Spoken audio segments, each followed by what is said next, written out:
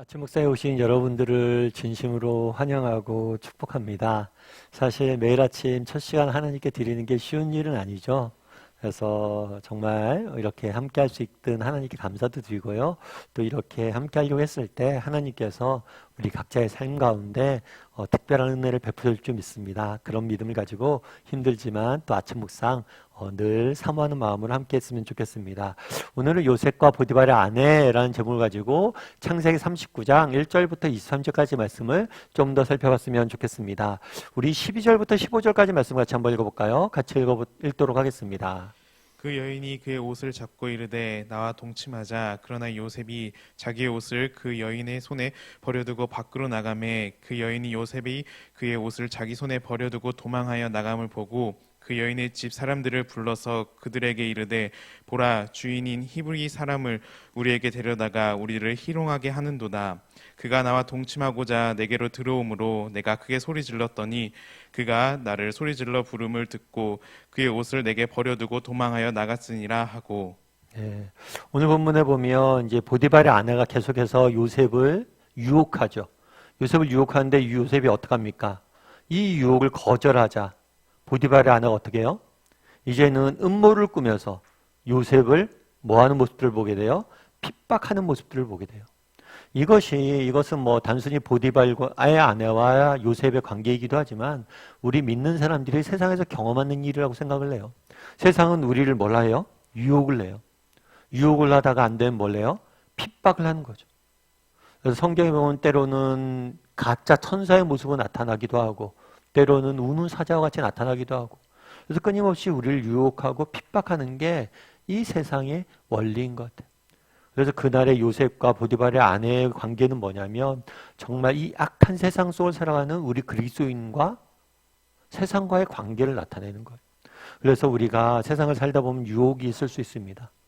그리고 유혹을 이겨내면 또 뭐가 있을 수 있어요? 핍박이 있을 수 있어요. 근데 이것은 당연한 일이다 생각을 해야 돼요. 왜냐하면 세상은 우리를 정말 우리가 예수 그리스도를 믿는 순간 우리의 소속으로 인해서 우리를 미워하게 될 것이기 때문이에요. 그래서 예수님도 이야기했어요. 세상이 너희를 미워할 거다. 왜냐하면 너희 이전에 나를 미워했기 때문에 그렇다. 그래서 우리가 끊임없이 세상 속에서 유혹과 핍박이 우리를 따를 것임을 기억하고 늘 뭘 해야 돼요? 깨어 있어야 돼요. 그래서 이렇게 여인이 음모를 꾸기 위해서 요셉을 뭘 해요? 모함을 하게 돼요. 그러자 어떤 결과가 따랐을까요? 우리 19절과 20절 말씀 같이 한번 읽어볼까요? 같이 읽도록 하겠습니다. 그의 주인이 자기 아내가 자기에게 이르기를 당신의 종이 내게 이같이 행하였다 하는 말을 듣고 심히 노한지라. 이에 요셉의 주인이 그를 잡아 옥에 가두니 그 옥은 왕의 제수를 가두는 곳이었더라. 요셉이 옥에 갇혔으나. 뭐라고 되어 있냐면 심히 뭐 했다고 그랬어요? 노했다라고 되어 있어요.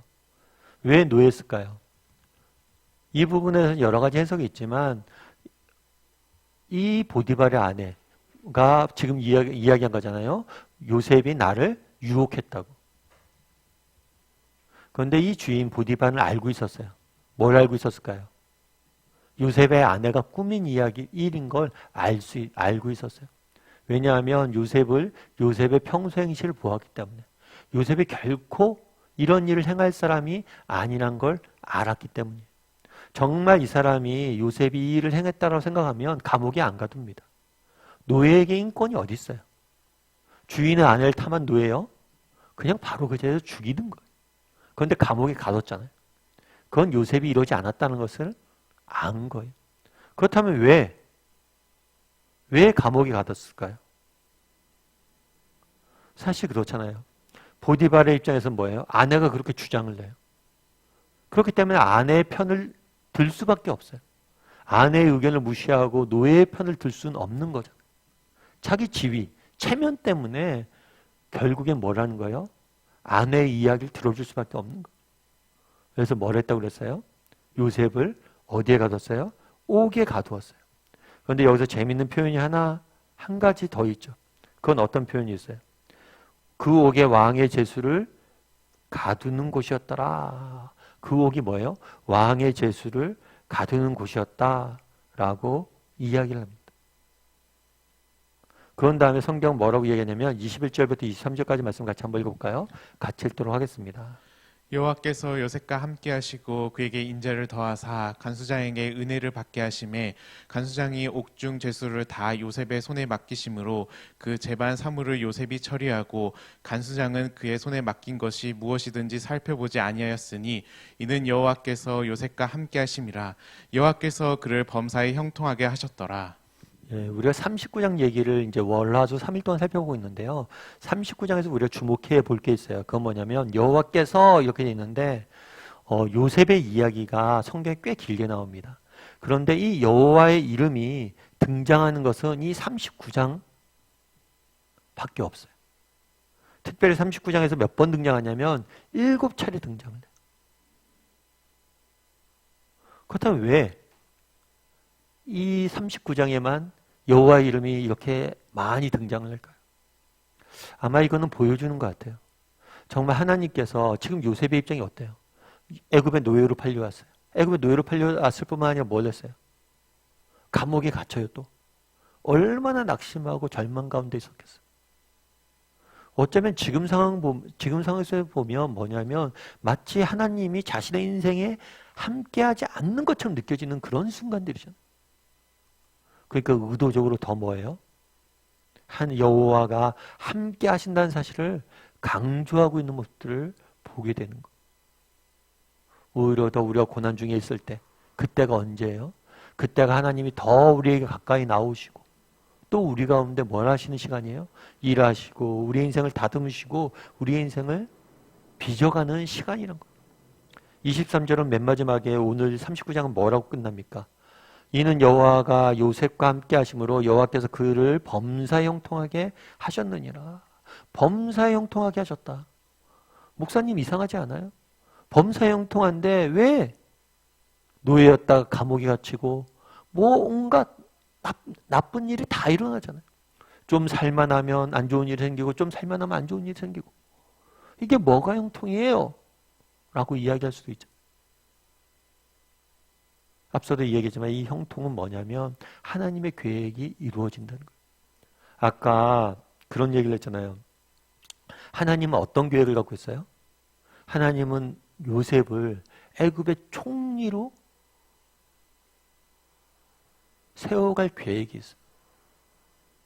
그러기 위해서 총리 그냥 될 수는 없잖아요. 준비를 해야 되잖아요. 어떻게 준비를 했습니까? 정말 보디발의 가정총무가 되어서 가정의 대소사를 다 다루는 모습들을 보게 되죠. 그것들을 통해서 성실히 관리하는 모습들을 배우게 되는 거예요. 뿐만 아니라 오늘 감옥에 갇혀요. 그런데 그 감옥은 어떤 감옥이에요? 왕의 죄인들, 다르게 말하면 정치범들이 갇히는 감옥이에요. 이것에서 요셉은 뭘 배우는 거예요? 정치, 애굽의 정치와 경제의 모든 분야에 대해서 배우게 되는 거예요. 어떻게 우리가 보면은 정말 요셉은 상황이 점점 나빠지는 것 같은데 하나님의 계획 가운데는 다 이루어지고 있다는 거예요. 그래서 형통한 거예요. 하나님의 선한 계획들이 이루어지고 마침내 열매 맺을 날들이 다가오고 있기 때문이에요. 그래서 우리도 이 땅을 살다 보면 정말 요셉과 같은 형편에 처할 때가 있죠. 세상이 끊임없이 우리를 유혹하고 핍박하고 정말 내 삶 가운데 고통과 고난의 그림자가 드리워질 때가 있어요. 그럴 때라도 우리가 기억할 것이 있어요. 그건 뭐예요? 하나님의 선하심을 신뢰하는 것. 하나님이 내 인생에 선한 계획이 있을 것이다. 그분이 나보다 더 지혜롭다. 이것들을 기억하고 뭘 하는 거예요? 바라볼 수 있어야 되는 거예요. 여러분 예전에 제가 재밌는 그림을 하나 봤는데 여러분 앞에 그림이 하나 있는데요. 어느 쪽이 앞쪽이에요? 우리가 생각하기에 동양 사람은 주로 가까이 있는 걸 앞쪽이라고 생각한대요. 그런데 서양 사람들은 이걸 앞쪽으로 생각하는 거예요. 왜 서양 사람들은 먼 쪽을 앞쪽으로 생각할까요? 앞으로 나아가고 있기 때문에. 보는 관점에 따라서 뭐예요? 전혀 다르게 해석하는 거죠. 어쩌면 서양적인 관점에 보면 맨 앞에 있는 게 뭐예요? 맨 뒤에 있는 거예요. 우리 인생도 마찬가지라는 거예요. 우리가 어떤 관점에 바라보느냐? 정말 우리는 뭐 어떤 관점에서 바라볼 수 있어야 돼요? 하나님의 관점에서 바라볼 수 있어야 돼요. 지금 당장은 뭡니까? 힘들고 어려울 수 있어요. 지금 당장은 뭐예요? 정말 상황이 안 풀려가는 경우들이 있을 수 있어요. 하지만 하나님은 선한 계획이 있다는 거예요. 그날의 요셉의 모습들을 보십시오. 노예로 팔려갔습니다. 그래갖고 난 노예 생활을 하는구나 생각을 했어요. 감옥에 들어갔어요. 나는 감옥 생활을 하는구나 생각을 했어요. 그런데 생각해보면 하나님 어떤 계획이 있었어요? 애굽의 총리로 세울 계획이 있었어요. 그런데 총리가 되기 위해서 준비해야죠. 어느 날 갑자기 되는 게 아니에요. 보디발의 가정에서 정말 관리하는 법들을 배우게 하시고 또 보디발의 감옥에서 뭘 배우는 법들을 배우게 해요? 정치를 배웠던 거예요. 그래서 어쩌면 하나님께서 모든 걸 필요해서 고난과 힘든 역경이 있지만 그 속에서 뭘 한 거예요? 학교가 되었던 거예요. 그래서 요셉은 고난 학교에서 아름답게 다듬어지고 있고 훈련받고 있었던 거죠. 우리도 마찬가지예요. 때로는 우리가 원하지 않는 상황들, 힘든 어려운 상황들, 형편들에 처할 때가 있습니다. 그때가 뭐예요? 이제 우리가 학교에 들어간 거예요. 그곳에서 하나님을 의지하고 하나님을 바라보고 준비되어진다면 하나님께서 더 놀라운 일도 우리를 쓰실 거예요. 하나님의 선한 계획을 믿고 믿음을 가지고 한 걸음 한 걸음 걸어갈 줄 아는 저와 여러분이 되기를 주님의 이름으로 소원합니다.